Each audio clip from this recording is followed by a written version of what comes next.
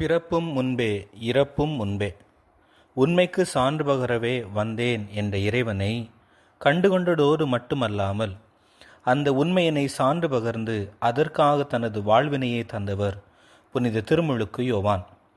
முதிர் வயது பெற்றோரின் எதிர்கால நம்பிக்கையாக தனக்கு பின் ஆலய பணியில் ஈடுபடுவான் என்ற தந்தையின் பணியினை தொடர்வதாக கருதப்பட்டவர் தனக்கான பணி என்ன என்பதை உணர்ந்தார். உறவை துறந்தார். எளிமையை ஆடையாக கொண்டார். இறைவனும் மனிதருமான மீட்பரை கண்டு தனக்கென்று சீடர்கள் இருந்தாலும் தானும் ஒரு சீடனே என்று தன்னை தாழ்த்தி பணிவின் இலக்கணமாக தன்னை வெளிப்படுத்தியவர். சீடத்துவ வாழ்வின் முதன்மையான நோக்கம் உண்மைக்கு சான்று பகர்வதே என்பதை தனது இறப்பின் வழியாக எடுத்துரைத்த புனித திருமுழுக்கு யோவானின் நினைவு நாள் இன்று.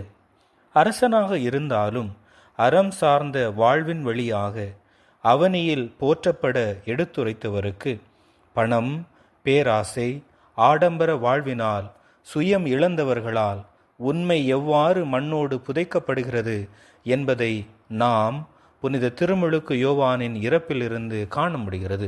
இன்றும் தீமையால் எவ்வாறு உண்மையானது புறம் தள்ளப்படுகிறது, அதனை எதிர்த்து குரல் கொடுப்பவர்கள் பலர் தனக்கென்ன என்று பயணிப்பதால் சிலர் இன்று மண்ணோடு மடிந்து போகின்றனர்.